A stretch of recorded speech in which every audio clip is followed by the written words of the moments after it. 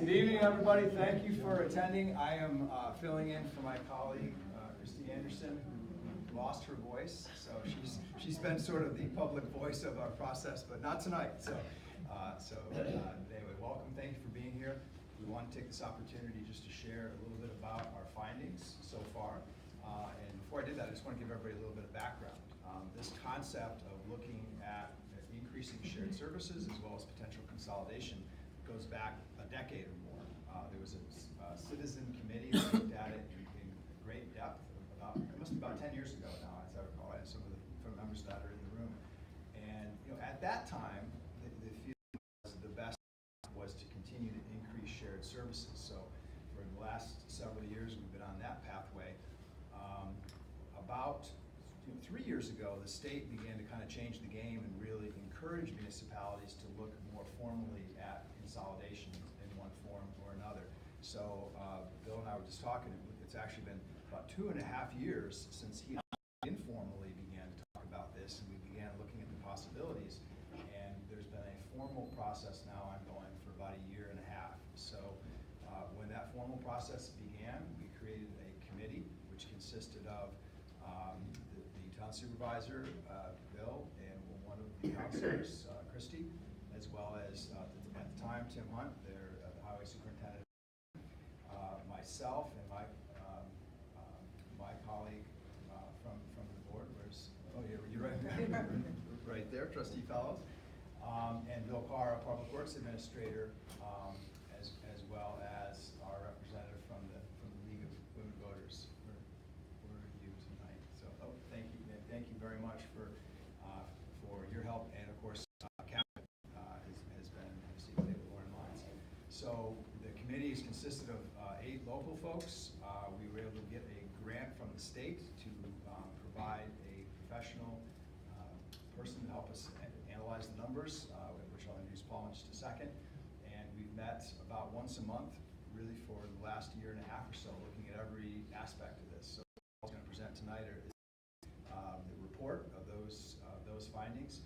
I think we all went into it very open-minded, saying, this is worth looking at, especially with some of the money that the state provided as an incentive to consider it.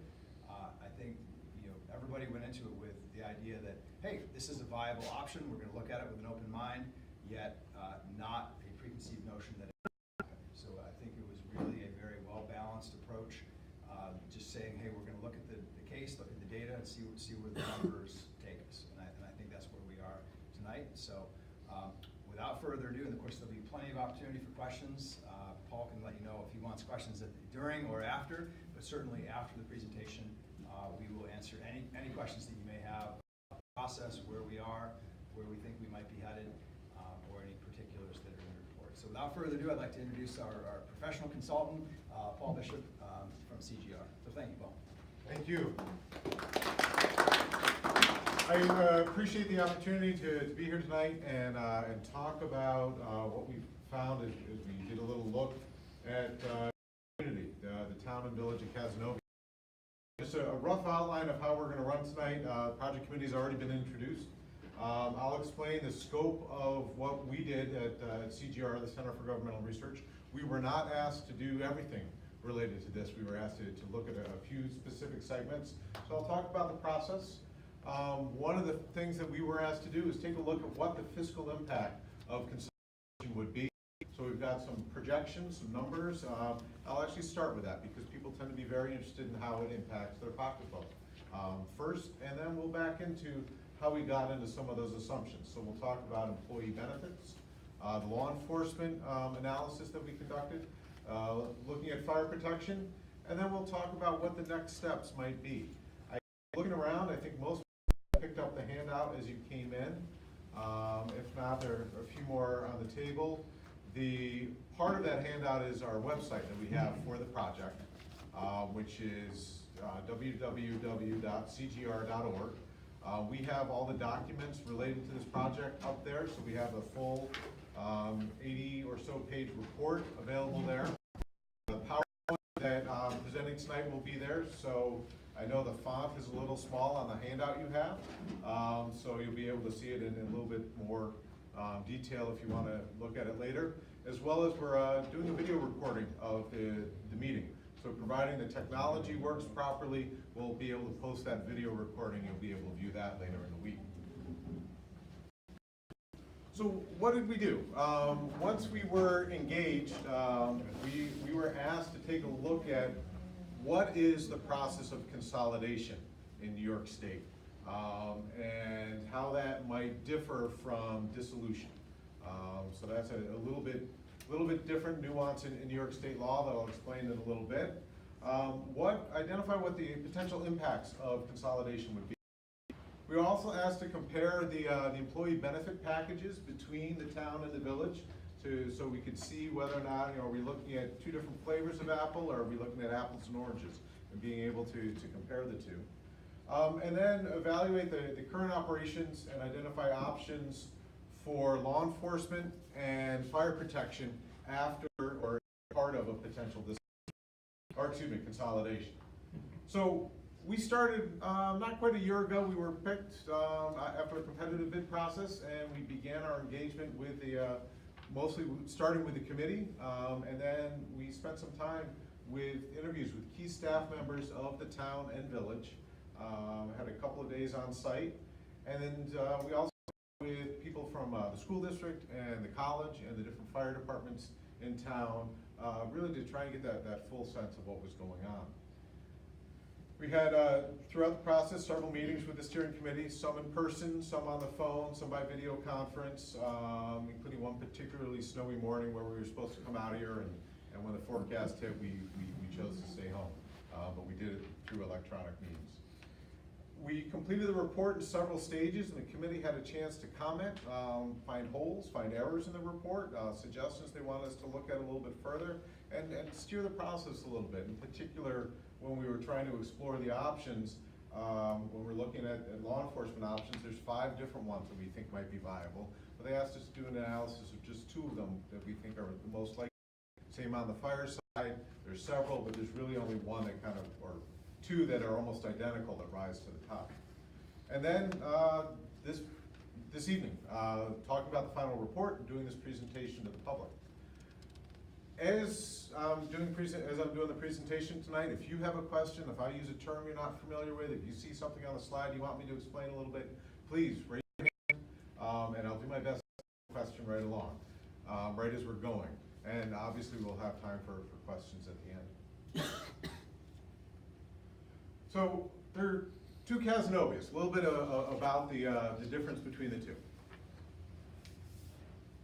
You have a village and a town, and the village was incorporated in 1810, a little while after the town was founded.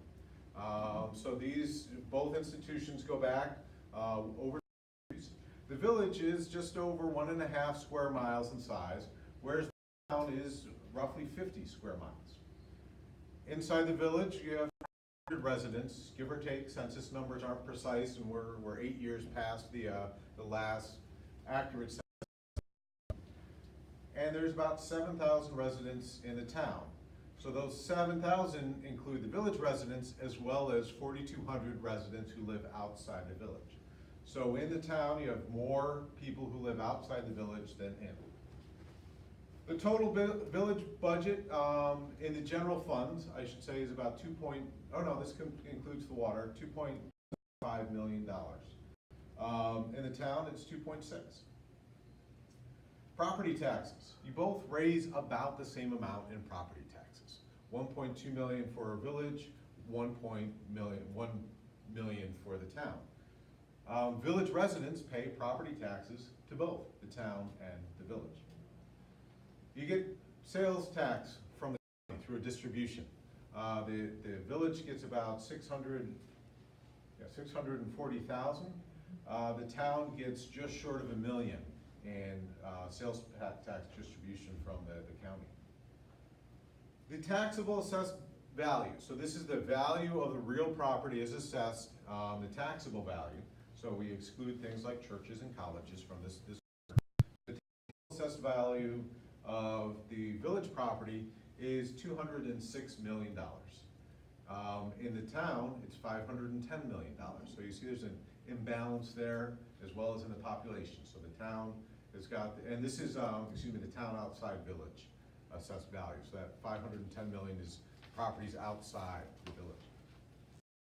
And substantially higher in the village than it is in the town. So about 7.2, and this is your effective tax rate, so this includes what you pay to the town. So it's your town rate plus your village rate is $7.20. And for a town resident outside the village, your town taxes combined are $1.47 per thousand. And then you also have a fire tax. Either if you live in the Cazenovia Fire Protection District, it's about another 56 cents on top. And if you live in the new Woodstock Fire District, it's $1.36.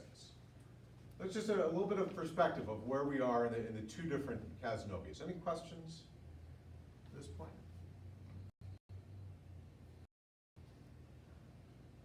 So the pathway to consolidation, and just a little bit of difference between consolidation and dissolution. They both use what's called General Municipal Law 17A, a relatively new law in New York State. It was written in 2012 and went into effect in 14, something like that. So we're just over 5 or 6 years old that we have this relatively new law. Before that, it was even harder to do either dissolution or consolidation.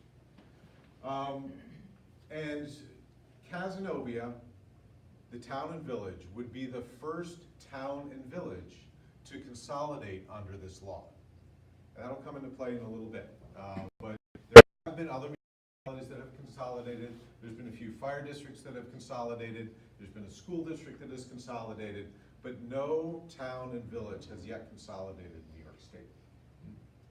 Under consolidation, a plan to consolidate is developed jointly. The town and the village get together, like you have, you've been meeting on a regular basis, and you just say, okay, let's investigate, let's our options, and if we think we have some good options we want to follow, we will develop a consolidation plan. Dissolution is another part of the law, which I was explicitly told we don't want to do that. We don't want to dissolve. And what happens in dissolution is the village residents are the ones who decide, hey, we're tired of what's going on with village government. We would be better served if we only had the town take care of us. We want the village to dissolve. And they get together and they petition and they force a vote and a village dissolves. Now that's happened over a dozen times in New York State since this law has gone into place. And you can do that with a plan, or you can vote to dissolve without a plan. But either way, the only people who have a say in that are village residents. Why? Well, because village residents were the only ones who had a say back in 1810 when they formed. Because a bunch of people who lived in the center of this town of Cazenovia said, we want services that the town's not giving us. We want to have a night watchman, we want to have some lights on Main Street, we want someone to put down those fancy plank sidewalks because I'm tired of getting muddy as I'm walking in front of the storefront. I want some hitching posts in town. We need to get together and form a village so we can put someone together to do that and provide those services for us. And in the 208 years since then, a village has changed the services it provides. It put in municipal water, it's got a sewer, it's got a fire department, a police department, all because the people who lived in the center of town of Cazenovia said, we want those services. We're willing to get together, we're willing to pay for them. The residents outside the village said, we don't want any of that. And that was, it stayed that way until the mid-20th, when in New York State, the towns were able to develop what were called service districts. And then towns began to provide similar services to what villages are able to provide, like districting those services on those specific residents. So a classic one is the water district, right? Towns weren't able to provide water originally, and then they were able to say, okay, if we have these residents who get together and say, we want water, they band together, they petition the town board says, yeah, we'll form a water district for you, and then we'll either buy you water or we'll service you some way or another, but only the people in that district are paying for that service. Those were the people who chose to get that service, same thing in the village. So if now in 2018 or 2022 or whenever, the residents in the village say, we don't want a village government anymore, we think the town could provide all these services for us, village residents could get together and choose to dissolve on their own. But that's not what this community is wanting. So in the 2.5 years of planning where the town and the village have been getting together, they've been coming at this as partners. And they say, we want to develop a plan, we want to investigate a plan together. So we're coming to this as equal partners rather than having one kind of force it on the other. And that's the process we're talking about, is consolidation, is developing a plan together. So what would happen is one is developed to consolidate, and that plan would outline all sorts of things. What the name of the new municipality would be, what type of municipality it would be, and it would have to be either a town or what's called a coterminous town village. And if you want to get really wonky, I can go down that pathway, but usually I start glazing over after the first sentence, so I'll skip that unless someone has a question.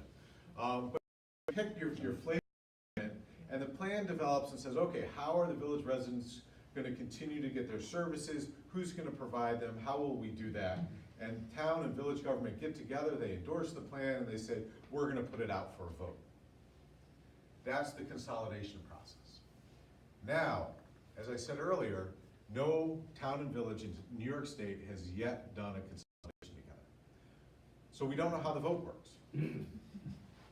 The legislature put together the plan and they wrote out, okay, the town and the village both vote and they have to hold their votes within 20 days of each other.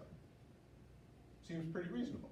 And the way it's written, it's done that way for school districts and fire districts and all those people who want to get together. But the one unique thing about a town and a village is, as I mentioned earlier, every village resident is also a town resident. So do you get to vote in both the town and the village? Does your vote count for the village and the town? So when you pull the lever, let's just say we have 500 people who show up in the village and 1,000 people who show up in the town. The 500 people who show up in the village all vote yes to consolidate, and in the town, it's a mix. Do those 500 votes from the village count in the town referendum too? It's a really good question. So we asked the Department of State, and the town and the village asked their attorneys, and guess what? We got conflicting answers. So the town and the Department of State gave us the answer that they went back to the Constitution, the US Constitution, and said one person, one vote. So in this election, if you're a village resident, you only get to vote in the village referendum. You don't get to vote in the town referendum. And the town and the village attorney came back and said, no, no. And the Department of State said, well, we're really not sure, so you guys need to decide how you're gonna do it. And then we'll see how it works. And I tried to get, and if you read this, I have the email I got back from the Department of State. I put it in there in total. Because I tried to get a letter from the Department of State to back up the email they sent me. Send me a letter. Now, part of that is because the guy I was dealing with retired in the midst of this process. And I didn't have a relationship with the attorney, so they didn't know me from Adam, and they didn't respond to me. But our best guess is if the town and the village in their plan describe how the voting is going to happen, that plan, we would want to run that to the Department of State and have them on that voting process, and then it would work. That's the best thought as to what would happen. And I think there's benefit to saying, you know, a village resident's vote matters in both the town vote and the village vote. So it should count once in each. Maybe they have to show up at the poll on 2 different nights to make that vote, to make it clear as to which way they're voting. Because frankly, they could vote yes for the village and say, yeah, it doesn't make sense for me as a town resident. So, or vice versa. So that's one of our challenges with the consolidation process. You would be first. You're groundbreaking. But there's a challenge to that because the law, as it's written, failed to consider the right way for town and village to vote. And we pointed that out to the Department of State. We said in very polite terms, look, there's a hole in the law. The law should specify how town and village residents, and it's silent. And you know, it's unfortunate. But there are problems with laws. You look like you have a question in the back. Yeah, I do, about that. At the end of the draft, there's the letter from the state representative. Yes. And there's a paragraph in there where he, says that the town's vote would determine what happened, not the village vote. Both have to vote. So that was not really accurate. Both, it has to pass in both communities. So that is clear in the law, in general municipal law, that whichever two entities are trying to consolidate, it must pass in both of them. The question is how the votes get counted when you're a village resident, whether you get counted in both the town and village referendums or just the village referendum. That is the issue that needs to get settled. One of the other questions that comes up is what happens to the debt? Now, there's not a lot of debt in this community, which is a good thing, but there is some. And that stays with the community that is incurred the debt. So in this case, the village has the debt, and that debt would remain with the village properties until it's retired, but it wouldn't take very long for it to retire at the rate it's being paid right now. In fact, if you were to move to consolidate, it would probably be retired by the time the vote happened, or might stick around for one more year. And then the last bullet is one of the incentives in this process, is the New York State, when they created this law, they also created something called the Citizens Empowerment Tax Credit, CETC. And what the effect of that is that the state aid that the communities get, or the surviving community gets, is increased by 15% of the combined property tax levies of the town and village. So in this case, that's about $320,000 would come in perpetual aid to the surviving community, likely a town, at the end. Next question, well, is that a guarantee? It's as guaranteed as there is in New York State law. It's written into law the same way that the highway funding, often known as the CHIPS funding, is written into law. That's how the CET is written into law. It could, in theory, stop next year by the power of the legislature. Same thing could happen with the CETC. It's not likely with the attitudes of the people who are currently in power in the state. Could it change in the future? Yes. So could CETC, so does the school aid formula, so does the aid incentive to municipality formula.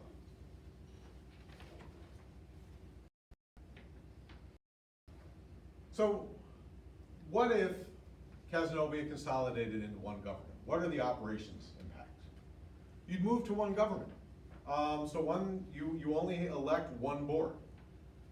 You only have one chief executive. With a town form of government, that's a supervisor. That impacts your ratio of representation. So if you are a village, you are one of 2,800 people. So when you call your village board member, or you call the mayor, he's got 2,800 people who are calling him to request something, so you're one of 2,800. When you're calling the town, you're one of 7,000. So that's a dilution in your representation. That happens. The model that I was asked to pursue, and it was included in all the fiscal modeling here, is that no positions are eliminated. That was one of the things that I was asked to consider during this process. Is it possible that down the road you could achieve some efficiencies and one or two positions could be eliminated through retirements? Yes. But all the dollars we talk about tonight include the thought of somebody getting laid off or a position being eliminated. We assume that there's a town form of government. And as I said before, we gave the report in stages to the committee, and when we gave it in stages, one of the things they said, you know what, we look at these law enforcement options, we think the one that would be most likely to be adopted by a new town would be that the police staffing would remain level, but the jurisdiction would now be the whole town. Now, the chief's sitting here and he's looking at me like, there's no way I can do that. Well, the level of service in the town outside village would be different. It wouldn't be the same as it is in the village. And that's consistent with communities that are relatively large in size, 50 square miles, and you have a dense pocket of population, that's where most of your activity is. That's where a lot of your proactive patrols are, that's where a lot of your responses are. So in larger towns, yes, there's more activity for law enforcement in the dense pocket in the center. Would the response times to the more rural parts of Cazenovia, down to New Woodstock, be comparable to that in the village? No, they'd be less. Would there still be the opportunity for proactive patrol in those areas? Yes, but not necessarily what you're getting today. Yes? Would there be a village police? It would be a town police department. Who would take care of that if there's no village police? There would be a town government. There wouldn't be a village. And Madison County Sheriff would take over? No, there would be a town police department. You would take the current village police department and create and use that model to create the town police department. So the 4 full-time employees, the 12.5 part-time employees would continue to work for the new municipality of Cazenovia, but their jurisdiction would expand from being just inside the village limits to the full town. I thought that was the way now they respond to the town beside the village. Only under cases of emergency need, and only when the resources that routinely patrol that area are not readily available. That's the only reason a village police officer would respond outside the village, or to back up somebody on a temporary basis. Well, I know on page 21, it said the Cazenovia Police Department responded to 2,700, and then on page 26, it said they responded to 2,413 incidents in the village. Mm-hmm. Yeah, over 2 years, a little bit more than a couple of times a month, they respond outside the village to assist the town. And there is a little bit of fuzziness with that number because we use a geopositioning because we didn't get the data field from the county 911 center that indicated whether or not what municipality it was in. And sometimes if somebody's coming along on a street and they call the 911 center, the 911 dispatcher codes it as being in the town, it ends up being in the village. And that 100 yards can make a difference in that geocoding. So that's a precise number. I will tell you that a few times a month, the Cazenovia Police Department does respond into the town outside village, either to handle a situation on their own, which is rare, or to back up the sheriff's office or state troopers. So now, New Woodstock would be presently covered by the Madison County Sheriff, right? And Madison County Sheriff and the New York State Troopers alternate calls, or whoever's closest handles that. So now if the Cazenovia town police pick that up, and I gather now the county and the state police are relieved of that burden. They would not have primary jurisdiction, that is correct. What would happen is it would go to what is called the closest car concept. We would get pulled first if that car, and I'm gonna tell you, if you keep those staffing levels the way it is, that car is gonna be tied up. Especially seeing how I'm the only one on day shift. Then it would go to the next car. The next closest car would then jump in. And a lot of calls, when I give the numbers for calls outside the village, those are calls we have handled exclusively because there was not an agency available. The state police or sheriffs. So, and the other option that we were asked to look at related to the fire service, the option we considered was moving the fire service to something called the Fire Protection District for the area that's currently the village. And the current Cazenovia Fire Protection District would get expanded. Yes, ma'am. On page 33, you mentioned options 1 through 5 for the police service. Could you explain those 5 options? I will in a few minutes. Okay. I'm doing the fiscal impact first because I wanted to cover that in case somebody needed to leave, and then we'll get into the other ones as I go on this evening, okay? Because we'll get to law enforcement in a few minutes, but I will describe those in a couple minutes and what the fiscal impact of those are. And we didn't model any changes to the benefit structure going forward. We just kind of, what we did is we took, if this consolidation had happened in the fiscal year 2018, what would it look like? So we didn't model our estimations. The only exception to that was the fire service, because they had a significant increase in the 18-19 budget to catch up with some capital, so we used their numbers from the 18-19 fiscal year. So, this is a little bit of a busy chart. The meat here is the furthest column on the right. And that's what we project the new rate might be. Now, I'm not very good with my projections. I'm good with math, but there's always things that change. So we don't try and get down to a penny or to a nickel. We're not that good. We stay at the dime level. So here, the general fund for the town would be at about $1.20. Right now, it's at 93 cents for the town residents, so it's going up. But it also includes the general fund, town outside village, which is about 15 cents. So when we add those two together, it's about $1.10 today. And we're expecting it to go up about 10 cents to when it is where the bigger impact is. The highway fund, that rate would go up to about $1.20, because what we did in the models, we took all the villages, public works, not all, but most of the village's public works budget, and we moved it into the town highway line. So that in New York State, towns have a general budget and a highway budget. So we took the village expenses that are comparable to town highway expenses, and we put them in that model, or in that line.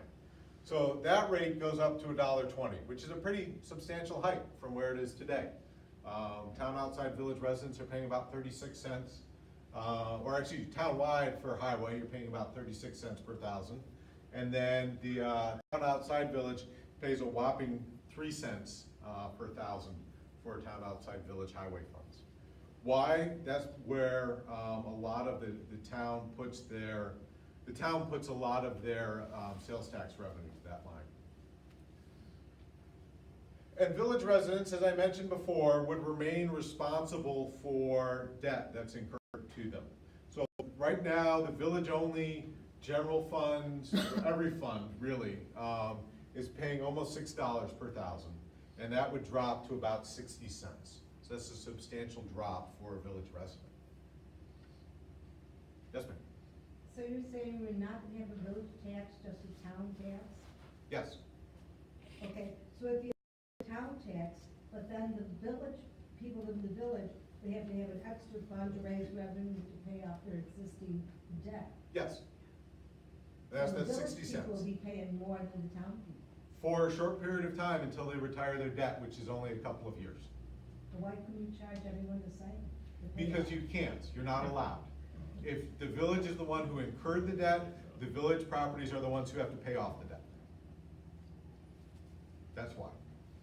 Doesn't seem fair. It does, because you're the ones who chose to get it, the village residents went into the debt. So they're the ones who should be responsible for it after consolidation. But isn't it the case that, that would be the case if they didn't incorporate? If that debt's paid off, then the village in the future would be at 60 cents or No, whatever. No? no, Why so not? what would happen is the village, once the village's debt is retired, their tax rate would drop by the amount they're paying for debt. That's what I'm saying, and they're paying $5.90 now for that. No, they're not. They're not. No. So this column is what is being paid by everybody today on your tax bills for the services you're getting today from these different municipalities. So in the village, you're paying $5.90 to receive public works, lights, sidewalk maintenance, fire protection, police protection. That's your $5.90. Well, and that's Under, included in that. and the debt's included in that. Under consolidation, all of those other services, police, lights, sidewalks, those roll up here into a general fund or highway fund as appropriate. Fire tax becomes something new that village residents don't pay right now because you're paying for your village and the fire service is part of your village. But it's something town residents are paying right now is a fire protection tax. That would become a new thing that you'd have to pay. We estimate that would be 60 cents. So, Would all the village services be the same, or some would be eliminated?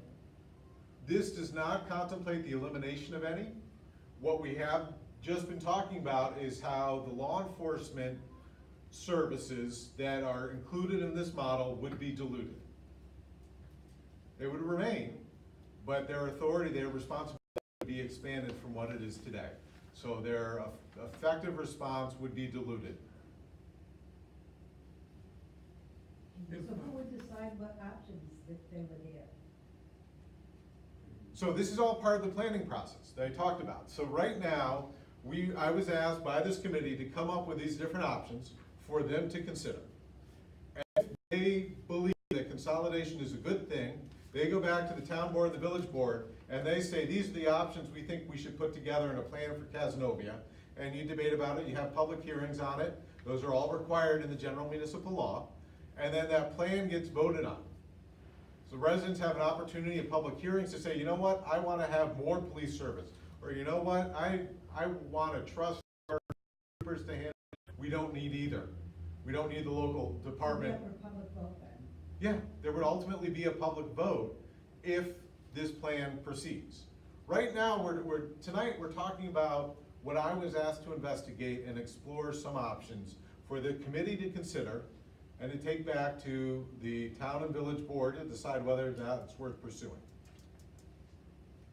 There's nothing anywhere near a vote for public residents at this point. Now, there's certainly room to be engaged. If you come out of here tonight and say, yay, this is a great thing, or boo, this is an awful thing, let your elected officials know. That's the important part in this process. I have a question on that 60 cents, so that's gonna include sidewalk maintenance, sidewalk repair, sidewalk replacement, street lights, all the services that we presently get from the village? We moved those into the highway fund. Most of those. So, are the present town residents going to or not going to pay for the services that the village is now receiving that they don't receive? So I included that they would, and here's the argument why. The argument why is that town residents benefit from the village's sidewalks and streetlights. Benefit from the sidewalks and streetlights when you come and go out to dinner downtown, when your kids walk to school, through the general economic development that is supported by making the village a safe and comfortable place to move around. Could the town and village say, you know what, that crazy consultant from Rochester is full of it, we want to district those and make the village residents pay for them because they benefit from them the most? Absolutely, but that's not what I have modeled here today. I don't understand then how it can go from $5.90 to 60 cents. So what's happening is you're spreading out. Yeah, but the difference in the tax money received is not that great. But what's happening, You're talking 10%. what's happening is you're spreading out this cost across a broader tax base. Yeah, And but by, there's not that much difference between the two now. I mean, it's not like it's 10%. this is math, and I'm happy to show you the spreadsheet that I used to create this. But what's happening is you're taking this expense and you're spreading it out over a much larger taxable assessed value. So you're able to generate with 30 cents there and 100, by charging more people $1.50 more, you're able to drop this. Because the town as a whole has a much larger taxable assessed value than the village alone. $210 million to 700 and something. That's why you're able to take the existing cost and spread it out across more Yeah, people. but that's only 3 times as much. It doesn't equate to 10% the other direction. Sir, I would be happy to continue this conversation, but we have a limited amount of time in this room tonight. So I can give you my card and you can call me and I'll be happy to go through the math. I couldn't go through the math you got there. Oh, there's a little more to it. Okay, Wasn't the 60 cents for debt reduction? yes. Yeah. And once the debt reduction goes, That that actually goes away. to, yeah. I think that was Shane's question, was the 60 cents is for debt reduction, That's- for the village, and as soon as the debt's paid off, that 60 cents goes away. So when all is said, Yeah, but the rest of it doesn't, Bill. What? The rest of it doesn't, the rest of that. No, but it's in town-wide taxes.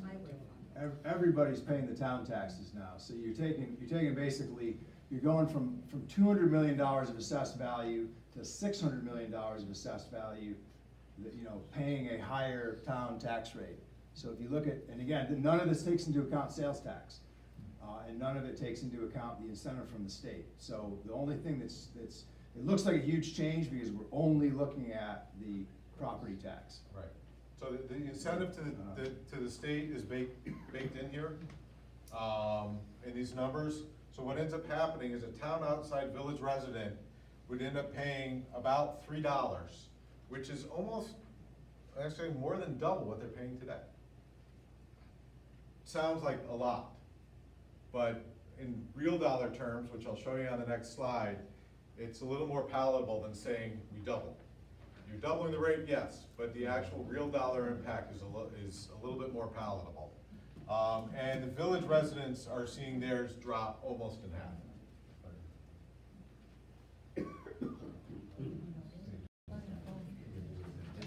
So let's talk about the taxes that everybody pays. I've got the town on the right, my right, village on my left, so stage right, stage left here. So over there we've got the town. Town residents pay $26.16 in property taxes that are totally impacted by this project. This is your county tax, your school tax, and your library tax. Not touched by anything we're discussing tonight. Those remain outside of the control of the town board and the village board. Village residents pay a little bit more, and that has to do with chargebacks from the county, $27.28. That is, again, your base tax rate that's not impacted by this discussion we're having tonight and would remain going forward. So what we're talking about is a town resident in the Cazenovia Fire Protection District is paying about $2.03 right now. And that would go up to about $3. Village residents paying $7.20, and that drops to $3.70 until the debt gets retired, and then it drops even more to the $3 range. Those are what happened to your rates, and these are added on top here, on top of the 27 or the 26. So understand that the majority of your property tax bill is not influenced by what happens in the town or the village. The biggest slice of that is the school tax. So we shouldn't even be looking at that, why should we be looking at that? Why, the school, why are, It's not gonna change, no matter what we do, why should we look at it? It has no impact. I wanted to provide the context of your total property tax bill. Because on this slide, a median value home in Cazenovia is about $250,000. It's based on census data. The town's value is a little bit different from the village, but I brought them together and just used one value. So right now, that current town tax is $7,000, and that's the village, or excuse me, that's the town, the school district, fire protection district, county tax. Your combined is about $7,047. That would go up by about $250 a year under the consolidation that we have modeled. For a village resident, you're paying about $8,619, and that drops down to $7,745. So that's your real dollar terms math, what's going on. The town residents would see an increase, absolutely, of about $250 for a median value home. Village residents would see a more substantial decrease of nearly $1,000. So, and that's based on our one model. There's different ways to to bake it in, to look at, what level of service do we provide here or there, but these is based on the assumptions that we talked about. Questions on that? I still don't think that the school tax should be included in that, because it's all totally independent. Okay, You should be looking at what the town tax is versus what the village tax is. sir, your opinion is duly noted, and I try to explain why I chose to include the school tax. Well, it makes it look better, that's why. But it's also how much money you're spending on taxes. It's, that's because it's a small Well, percentage. I mean, either way, both figures will be in the School report. tax. People can look at it, whichever or both or neither. So that's taking a look at our overall fiscal options, the fiscal impact of consolidation between the two. I think I've answered questions as we've gone along. We have a difference of opinion, and that's okay. The information with and without it is provided in the report. The next part I was asked to take a look at is employee benefits. You have two different small employers. Both the town and village really you consider small employers. Town and village employees, except for police, have, I break this down into healthcare, time off, longevity, and holiday pay. Go into more detail in the report, but these are kind of the summary findings. Town and village employees, except for police, they're in a union, they have a slightly different package, have similar policies, simply blue plus bronze 4. That is the name of the product. And they both buy it from Excels. The village chooses to enhance that product through something called a healthcare reimbursement account. So their bronze level plan is equivalent to a platinum plan. Now, platinum, gold, silver, bronze, who comes up with those definitions? It's not me. It's the federal government. And it's based on the sharing of expense to the subscriber from the employer. That is purely what it is, what the share of expenses that get passed along, and there are certain federal definitions that come into play here. So the village buys a Browns plan, but they realize that there's a little bit of a dichotomy in their workplace because the law enforcement has a simply blue plus platinum.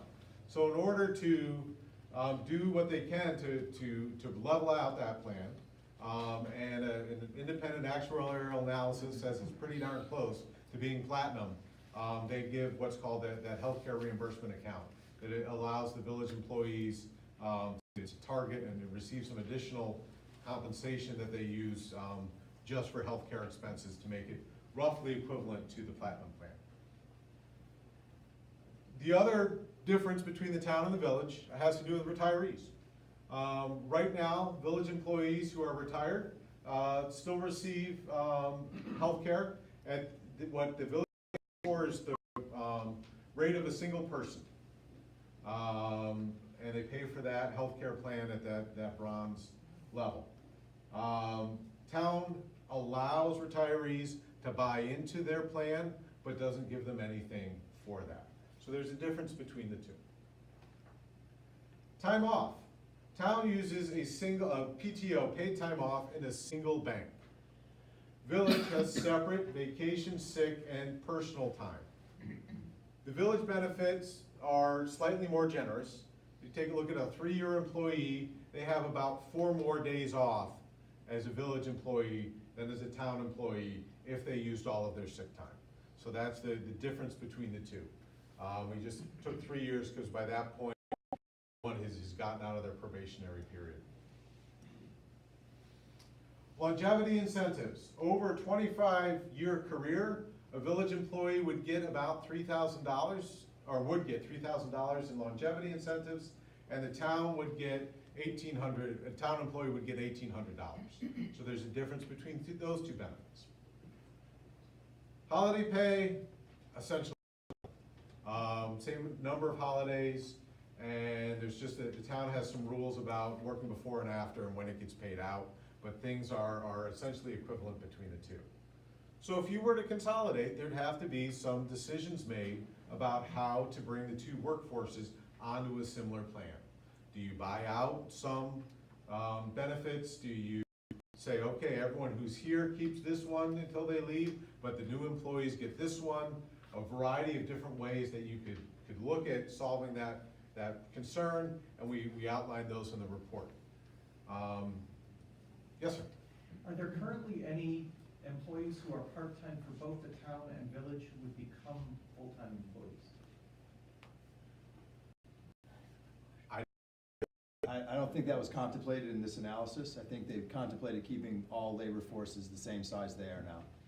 But are there any who are part-time working currently for both the town and the Oh, village? not to my knowledge. Not for both. I mean, at the same time? Yeah, No, there's nobody that's working for both the town and the village. it would have an impact on, a big impact. No, in terms of provide.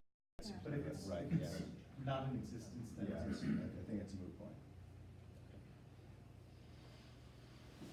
Next, we took a look at the law enforcement agencies that are, a law enforcement agency that's working in the community. So Cazenovia Police Department has a chief, a lieutenant, 2 full-time officers, and up to 18 part-time officers. I mean, shaking them. Karen got promoted. No, it's, chief and sergeant. Chief and sergeant, I'm sorry. I wasn't happy to promote her, but. There was a pay increase. There's no pay increase, just more responsibility. I'll fix that, sorry. Patrol level varies between 1 and 2 on duty, depending on anticipated demand. The staffing changes. There, in addition to what the base service is, there's substantial special event support and marine patrol that goes on. Crossing guards also fall under the supervision of the police department, and that can be a significant administrative burden. Police department's about 22% of the village budget, depends on how you split out the benefits and what goes to where. Pretty good number. When we take a look at the police budget, 88% of their police budget goes to salaries, benefits, and the retirement plan. So that's majority. When you're paying for law enforcement agency, you're paying for people. They get some money for training, some money for equipment, but most of it you're paying for their time. They are the primary responder to when there's a 911 call for law enforcement in the village. They're it. They're the ones who get first. Only if they aren't available is somebody else sent. Madison County Sheriff's Office also is the primary patrol in the town. They have several dozen deputies in their road patrol unit. Typically they have 4, sometimes more, but 4 is their floor, patrolling the whole county. And they're spread out across the county. New York State Police has a small substation in New Woodstock. They typically also have 4 or more on duty in the county. They share the responses in the town of Cazenovia based on a closest car concept. So whichever one of them is closest between the two is the one that responds. Just to clarify, that 4 more is not out in Woodstock. No. That's Oneida, Sullivan, Morrisville, and New Woodstock. That's So the entire county. Spread out. He's saying with the county, there's 3, Yeah. and 2 of them are up north. Exactly. Yeah. One county. Right. There's South. 4 for the county, you have 1 deputy in each patrol zone.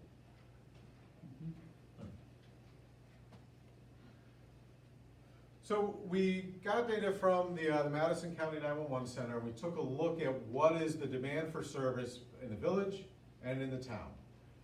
So this is the town-wide numbers, knowing that well over 90% of the Cazenovia police numbers are inside the village. So we categorize those into 2 different types: officer initiated, which would be things like traffic stops, proactive patrolling, couple of others that fall into that category, but traffic stops and the foot patrols are really the lion's share in there. And then the dispatch. So dispatch would be if somebody calls and says there's a car crash, or that there's, I'm having a trouble with a customer, something along those lines would be a 911 call or dispatched call. So we break this down into 2 categories. Clearly in the town of Cazenovia, Cazenovia Police Department is the busiest of all three of the agencies. By weekday, Saturday is the busiest day of the week with officer-initiated calls. And there's special events going on, a lot of traffic going on, and in particular, there's some special details that happen on Saturdays. But overall, the volume peaks up on the weekends, mellows out a little bit during the week. It's pretty, the officer-initiated is interesting to look at because this is your proactive patrolling. You're getting a fair number of proactive patrol incidents from the Cazenovia Police Department. You're getting substantially fewer from the state troopers and the sheriff's office in the town. So this is, the officers out and doing things. What happens with your density of resources, you have the denser resources, the more frequent interactions in the village than you do in the town. Just a question, is that for town and village both? Those Yes. figures? Yeah, but the majority, almost all of the Cazenovia Police Department calls are inside the village, and almost all the sheriff's office and state trooper calls are outside the village. This is just a map that shows us where the 2017 incidents occurred. This excludes traffic stops and property checks. The bigger dots are places that have a lot of events. Smaller dots are ones that may have just had one call at that location. But you see where your population is in and around the village is where the majority of your events are.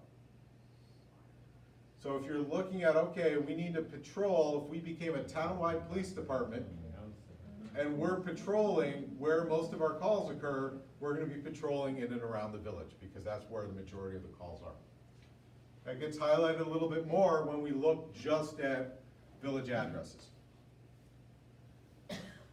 And some of these are addresses, like the police department, I think, is itself the busiest because it's the address that gets used when there's a walk-in. So Village Hall is, I think, the busiest address that we have, but the college has its share. The has its share, so they're around. So that's kind of our distribution of calls. But when you look at, back it up, you see really the busiest spot for law enforcement is where we would expect it to be, your center of commerce and your center of population, which is in the village.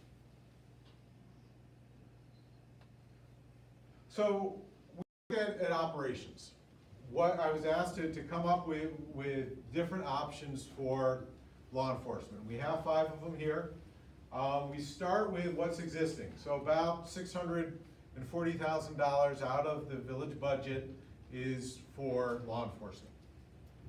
So if you took the existing force and said, okay, now cover the whole town, what would happen? Well, we're not going to be increasing salaries, benefits. There probably would be some, because there might be some increased overtime, larger call volume, maybe a little bit more of a chance of getting held over, but we kept that level.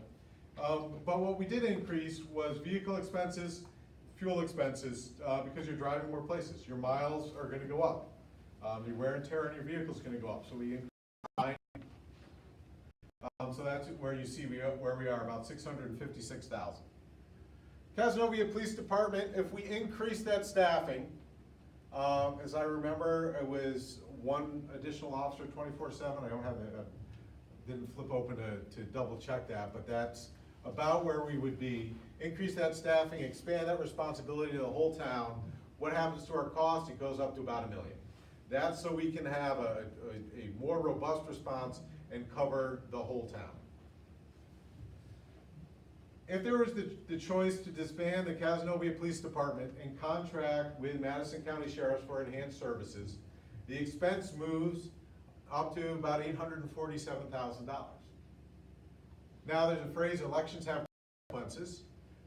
And what happened is when the new sheriff came in, he said, the old sheriff gave us a quote that would be, I think, $58 and change. The new sheriff said, you know what? we need to cover more than just our bare minimum costs. We need to make sure we're paying for our benefits.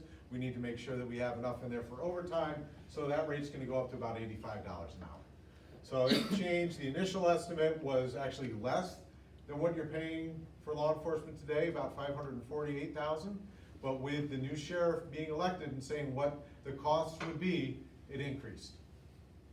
So that's, and that's when you're negotiating for a service, that's the impact that can happen.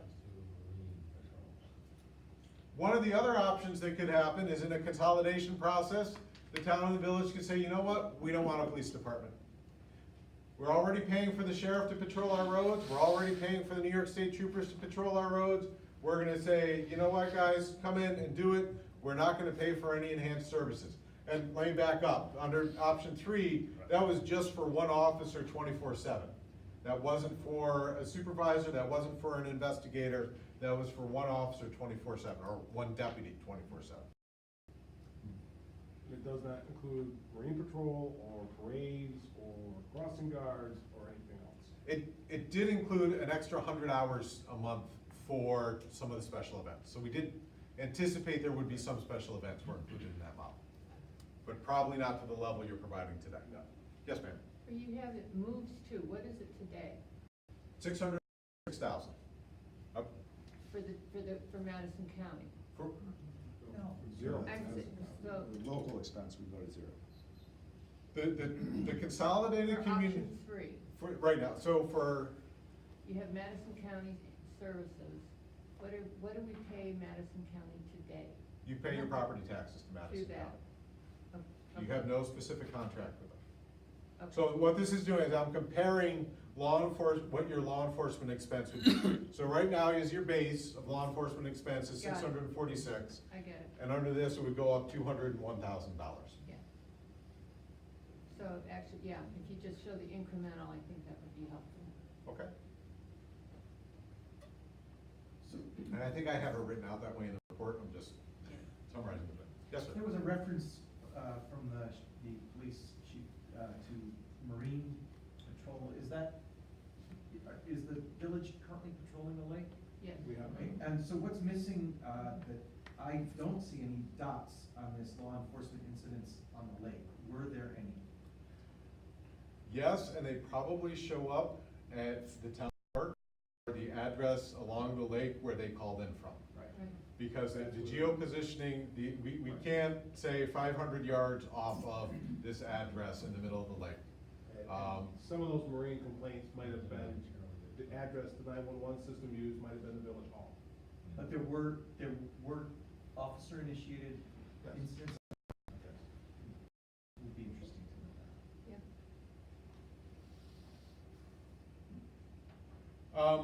Oh, and so option number 5. Receive special legislation for the creation of a police district. This is another rabbit hole I could spend an hour on, and I won't. New York State has exactly one police district, and it was created during the Roosevelt administration. The Theodore Roosevelt administration, goes back a long time. No, it was when Franklin Roosevelt was governor. That's when the legislation was signed, so it tells you how old it was. It's the Port Washington Police District. Port Washington is known as the village without a village. It has a police district, a fire district, a sewer district, a water district, all of these things inside the town, but no village government. They are the only one left in New York State. There were several others in Nassau County, but they got merged into the Nassau County Police Department. So a police district in New York State has not happened in nearly 100 years.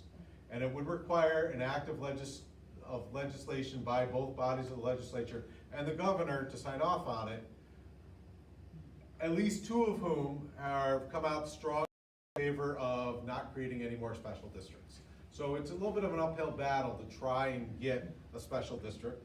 This would actually solve several village dissolution or consolidation issues in New York State. I've worked across the state, and this has come up in at least 5 different occasions where they said the village makes sense for them to go away, except we need to keep our police because of this, that, or the other thing.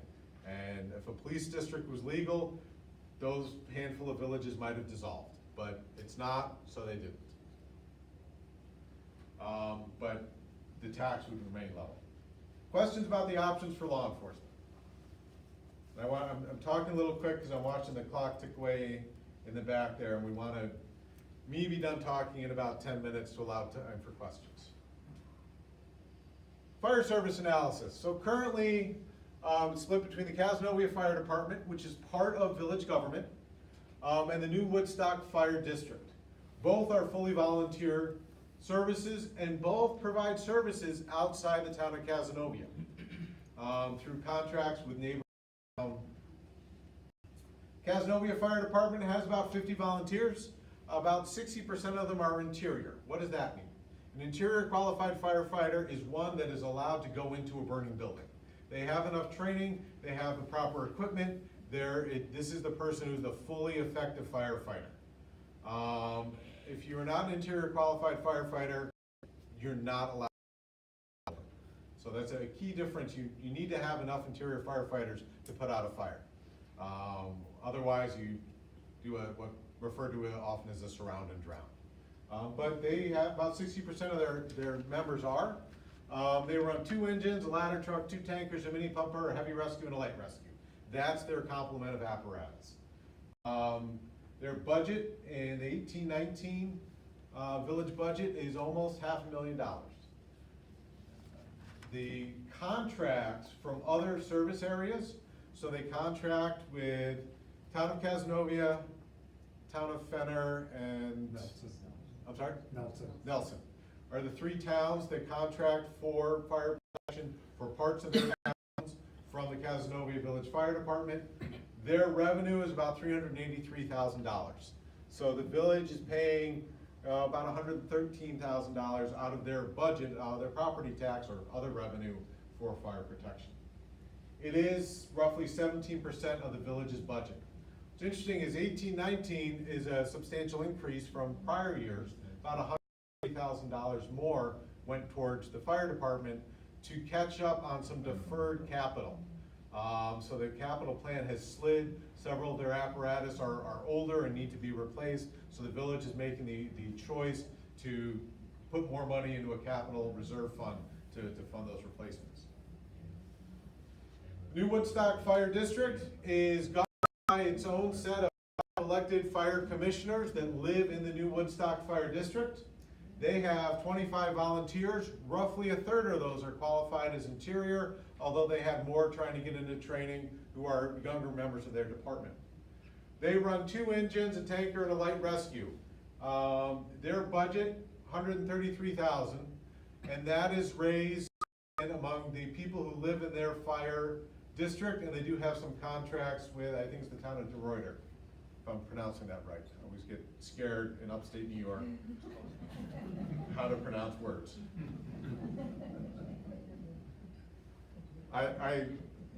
Yeah. We have some funny enunciations. Okay, so incidents by agency. There's a big difference between the 2. New Woodstock is a rural area, rural fire department. They go out on a call maybe once a week. Village of Cazenovia is going out at least once a day, if not more. And part of this is the mix of calls they go to. Cazenovia Fire Department responds to more EMS calls than New Woodstock does. EMS calls, when you call the 911 center, tell them you're having a medical emergency, they put you through about 25 questions to figure out what's going on with you. Based on your answers to those questions, depends on what resources they send you, and there's different levels of calls that you respond to. The fire department in New Woodstock responds to only the more severe of those calls, which I'll show you in a second.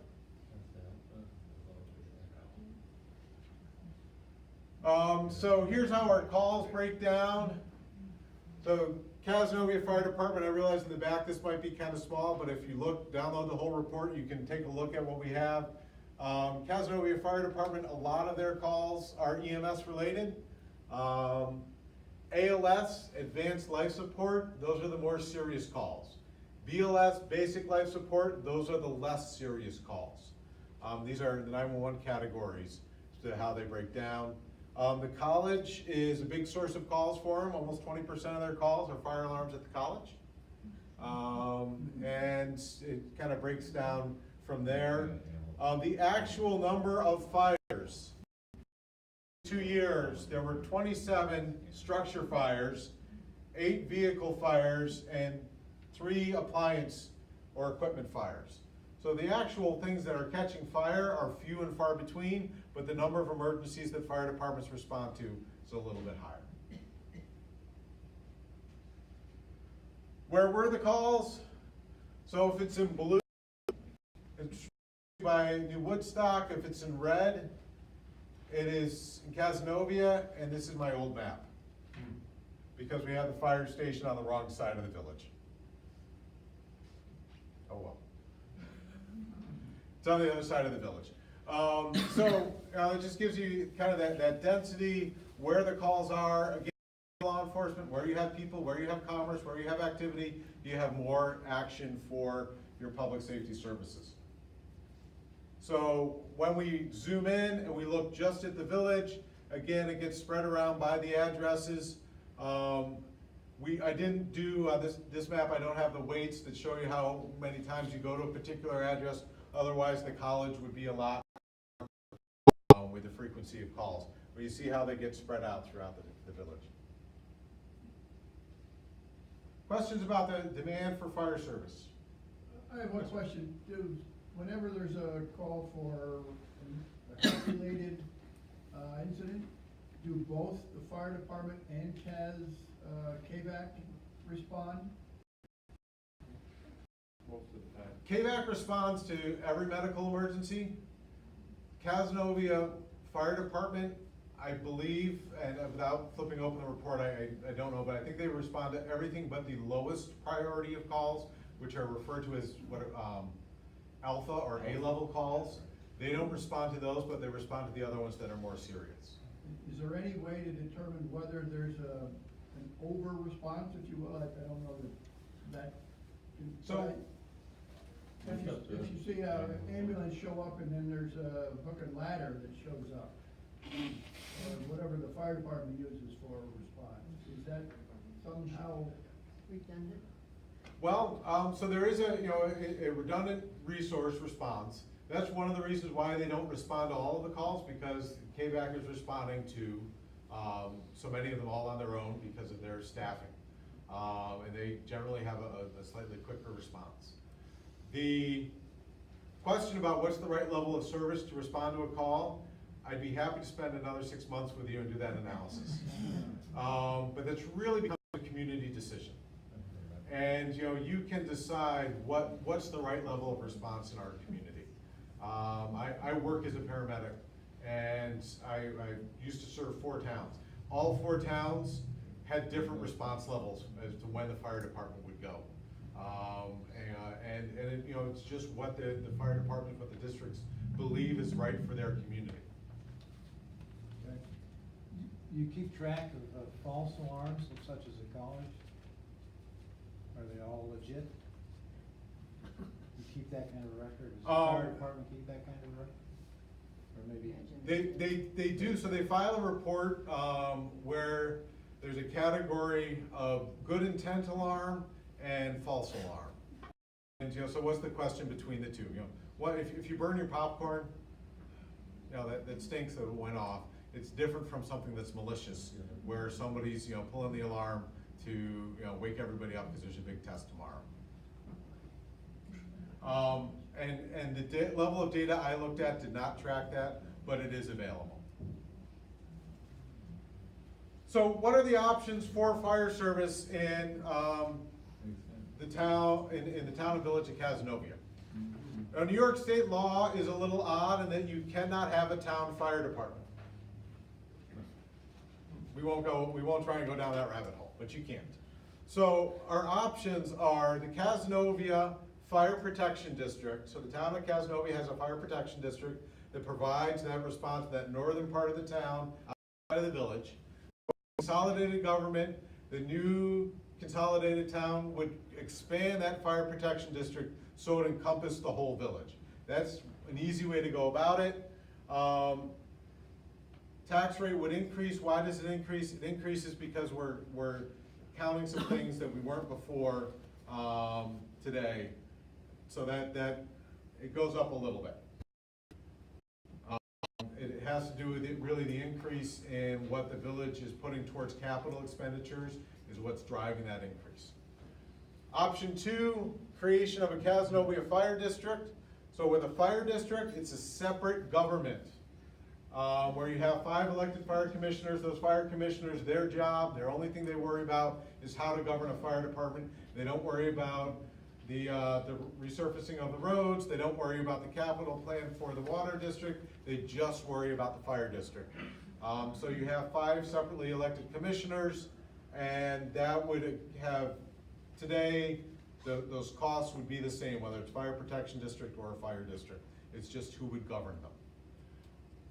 But it would exclude New Woodstock, those options 1 and 2. And finally, option 3 would be the creation of a unified Cazenovia Fire District, which covers the whole town. So you would roll up the town of or the New Woodstock Fire District and the current town of Cazenovia Fire Protection District and the village, and you bring the 3 together into a unified Cazenovia Fire District. And assuming you're covering the existing service areas, including the areas outside the towns, and you still get the contracts from those areas, the tax rate goes to $1.72, or excuse me, 72 cents from 56 in the northern part of the town. And in the southern part of the town, the New Woodstock, it drops from 35 to 72 cents. And that's spreading out the costs across the bigger taxable assessed value. Questions about those 3 potential fire options? Yes, ma'am? And option number 3, wouldn't the New Woodstock Fire Department have to agree to dissolve? No, but the fire district would have to agree to consolidate. So you could still have the New Woodstock Fire Company, which is technically a separate incorporated entity from the New Woodstock Fire District. So you could still have a New Woodstock Fire Company serving that area, drawing the people from that area, but they would get their funding from the Cazenovia Unified Fire District. So they would no longer have their own taxing? That's correct. And who would take that from them? They would have to choose to give it up. That's what I'm saying. Yeah, so the fire district, the commissioners of the fire district would have to choose to give it up. And that is subject to a permissive referendum, which is all, but if that's part of a consolidation plan, the 1 vote on the consolidation plan would be, would include the decision to do that. Which might make our consolidation vote a little bit more complicated. I would think so. Because you'd have to. They'd have to be segregated out. Yeah.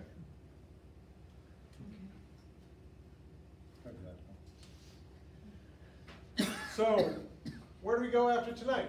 What are the next steps? Continue the community discussions.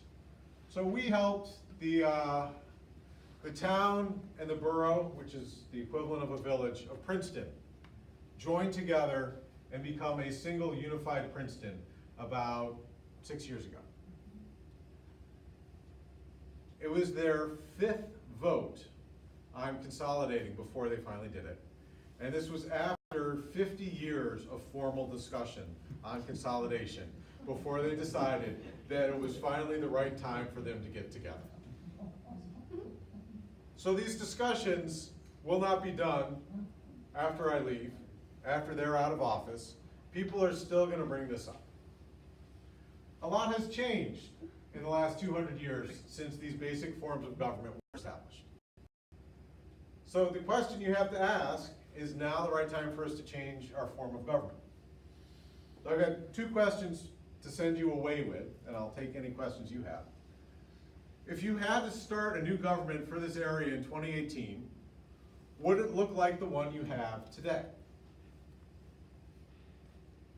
Are the long-term benefits, which are some tax savings, worth the short-term challenges, which are breaking the ice and becoming the first town and village to consolidate, having to have some uncomfortable negotiations, making some employees feel uncomfortable as we play with their benefits from what they're used to something else that isn't quite the same but is close? Is it worth that in your community? I don't make that decision for you. You do. So that's all I have.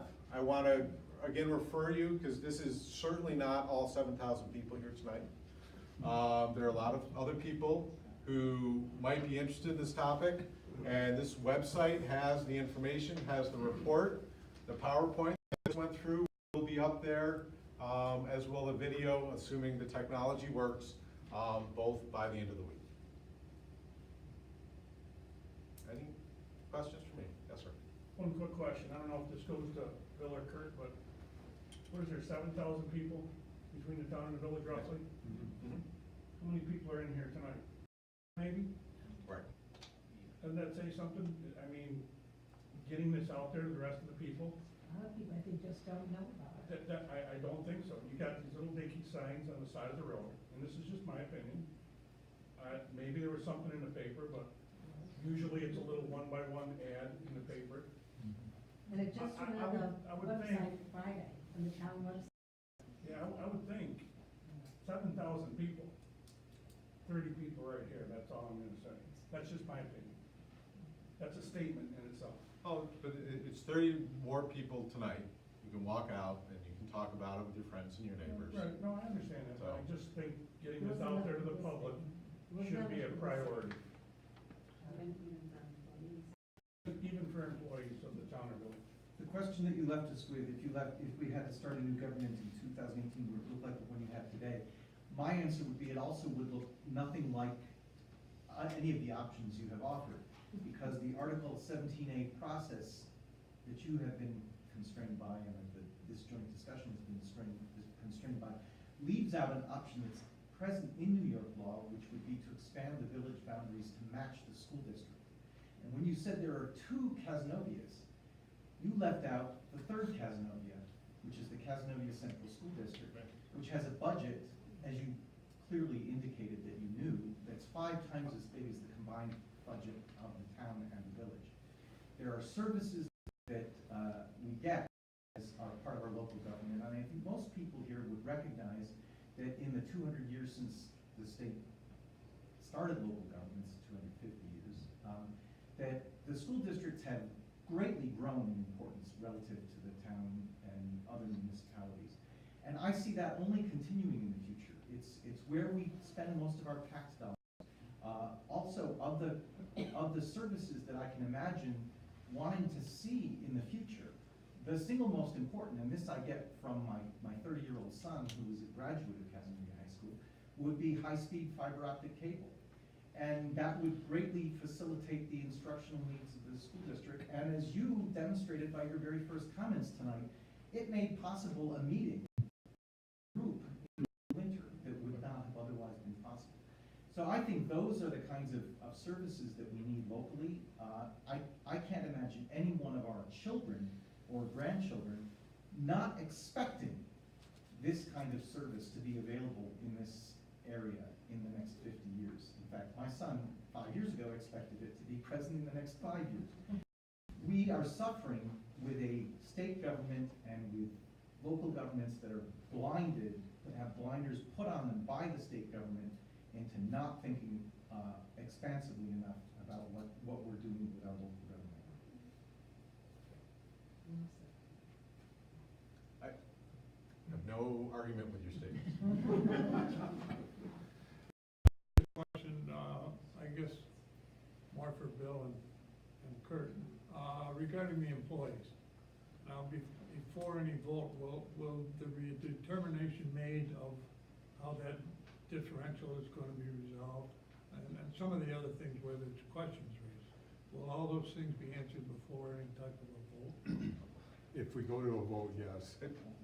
If we continue with the plan, yes, everything will be in the plan. So I'll answer that as well. It's required by law that the plan that gets voted on by the town and village board before it goes public has to describe essentially what happens to each line, each position in the budget. So you have to say that, the police chief's position continues and in this way. The village head remains and gets transferred to the town as this, that kind of thing. You have to go through and describe how each of the services continues, including talking about individual positions. And it might be groups of positions. the 5 people holding this title, this is what happens to them, but that must be included in the plan. Yeah, and the police department, like staffing, Right, that would be. would that have to be resolved? In my mind, it should be resolved what's gonna happen before there's any type of serious consideration.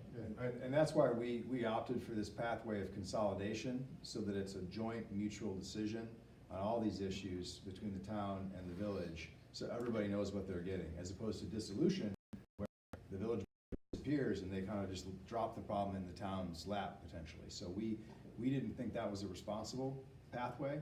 We've consciously chosen this path. So as Bill said, if we are to go forward in the process, all those things would have to be clear before there was any kind of a public vote. Yes, It's actually a question for you guys, but what do you see as the objectives of doing this? I mean, we can see that it's technically feasible, it's operationally feasible. Is it strictly getting the $315,000 a year? I mean, what are the benefits of consolidation that you would want to get? Because I think, having an understanding of those objectives would help the community get behind you or not. Sure. So what I've said all along, my mantra throughout this whole process is, I would only support the process if we could provide the same or enhanced services at the same or lower level of taxes. To me, we have to provide at least as good or better services, and taxes have to either remain the same or go down. I think the process has been very illuminating. As I said at the beginning, I think we entered it very open-minded. I think as we've really gotten into it, you can see there's a very large disparity between the impact on town residents and village residents. And I think you have to look at that equitably. I think the big concern for town residents is, will your taxes go up? I think the big concern for village residents is, will your services go down? And the answer to both of those questions is yes. Potentially. No, And I think that's a real concern, which, this has been a very valuable process that was pursued with completely open minds and open eyes. But that's always been my mantra, that I would only support it if those 2 conditions could be met. I'll let Bill, for himself, but. Well, I started under the impression that could be significant savings for the whole town, village and town residents. And after going through the process, because the convoluted laws in New York State makes you go through and to set up districts and everything else to provide a level of service, you don't get the savings that I envisioned of being able to provide the taxpayers to keep the level of service up where they are. So I think I heard somebody saying the level of service, if we combined, would go down in the village, and I would hope that they don't, because I think that it tries to provide the best service for the lowest cost, which would continue if the town and the village combined. And I think it would be important in any future meetings about this for the public to be able to hear directly from the different service departments, because some things sound really good or look good on paper, but the people actually doing the hands-on work of that department, I think Sure. can shed a lot of light on what's realistic to expect from all the people that work here. Yep, fair enough. No, absolutely. Bill and I both, I'm sure, would be the first to say that the people in the trenches, in our highway and public works departments and police departments and fire departments and our office staffs, they're the heart and soul of both of our governments. They're the people who are providing the services every day. So their perspectives absolutely would be valuable to hear from. I would suggest that Bill and Kurt both consider taking that school tax consideration. It's very misleading. Yeah, I think the change just in town and village taxes is in the report as a standalone figure. Yeah, but the school tax thing is very, very misleading. I think Paul's intent was, for instance, for the town taxpayers, when you say, your tax rate is gonna double. That's horrific. When you look at the dollars and cents impact, it's still significant, but it's, doubling your taxes sounds pretty frightening. When you But look that's at. the case. For the town taxes. Well, then it should say that, huh? Sure. It should not have anything to do with the school taxes. I think from my perspective, I need to hear from the people in both the village and the town if it's worth going forward. In order to put enough effort into keep going with this to see where it leads, or if we should just say, okay, you looked at it, we wanna keep both forms of government, and, maybe in 20 years, we'll look at it again. I think that's kind of hard to answer if, nobody knows. We have two options for the police department. One is we're gone and the sheriff's office takes over, or we stay as is. Well, right now, the sheriff's office wouldn't take over because they don't have the manpower. Well, not take over, but. No, but we couldn't get one full-time deputy into Cazenovia, Oh, I know that. 'cause, so we realized that, that was an option looked at. It's a case of us telling the people here, based on these preliminary findings, basically, we think we can provide the same level of service that people are getting today, with the village tax dropping to $3 approximately, and the town raising to, say, $3. Doubling, the village would be cut in half and the town would double. So that's basically what we're looking at without a whole lot of refinement. Yeah, but you're also not getting any efficiencies. You factored in, the model factors in no changes to headcount, right? So as a baseline, so if you were to go to one of several options that may have incremental cost, if you could get cost savings elsewhere, that. After 5 years, you might be able to get rid of a couple people, but I know the town, and I'm sure Kurt can say about the village, you walk into the town office and the two clerks are working 8-9 hours a day to do their work. And so I don't see any cutting back of that. I mean, the one place you'll probably get rid of is, a highway superintendent eventually, and things like that. Yeah. So, And just to follow up on that, I think the good news for our current taxpayers is, as we went through this, really, again, in a very open-minded way, what we discovered is levels of government are very lean. There's not a lot of fat on the bone, and both of them have pretty exclusive services that they're providing. What the town does is really very distinct from what the village does. So when you combine, you don't have a lot of redundancy. You don't have two people doing the same job, with the parks and the water and the things that are different in the village.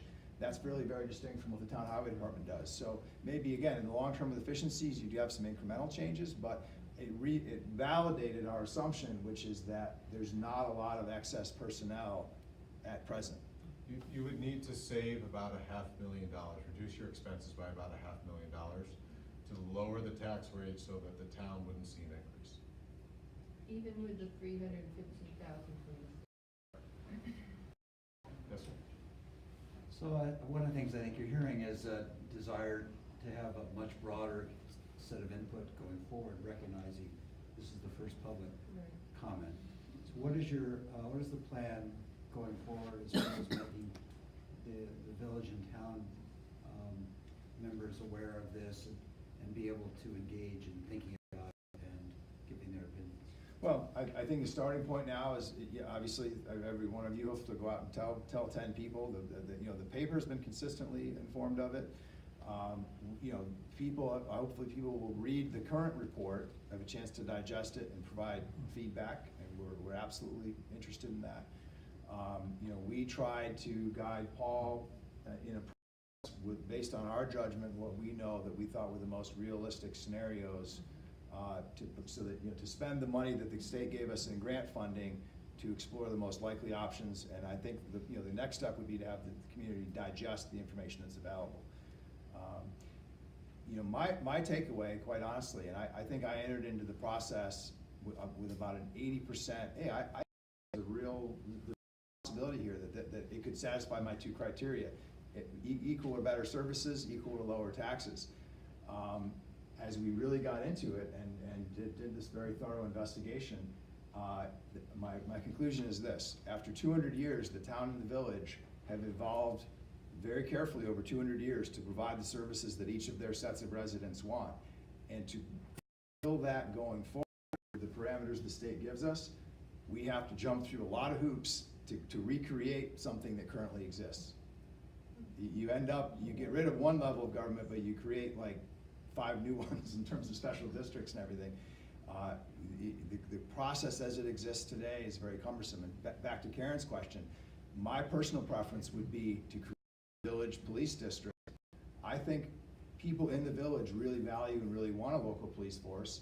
I think a lot of people who live in the rural areas of the town feel like they're probably pretty well served today by the sheriff's department and the state police. I would ideally like to create a village police district. It's virtually impossible under state law to do that.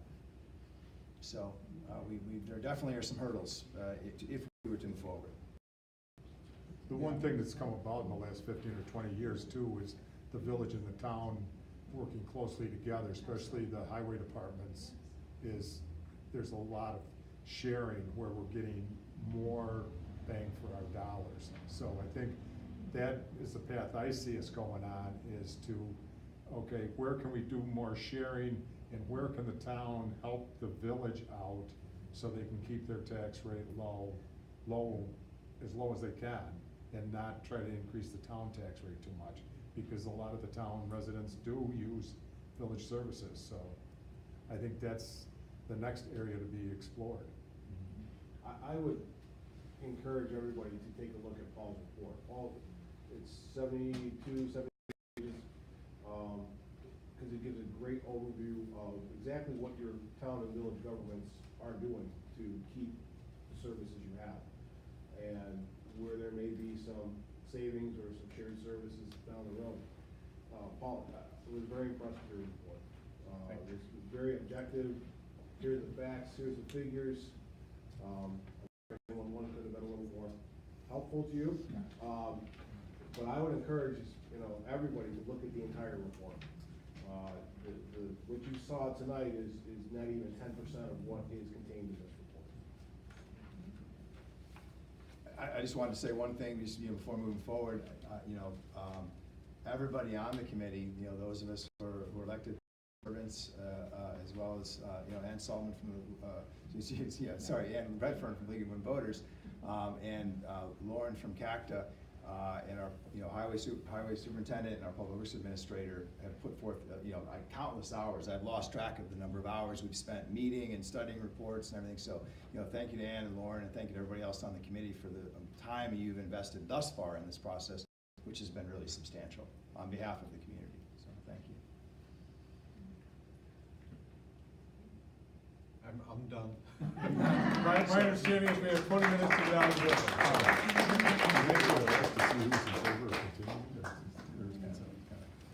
All right, so we'll be around if you want to ask individual questions. Thank you for coming, folks, and more information to follow. Hope you feel better.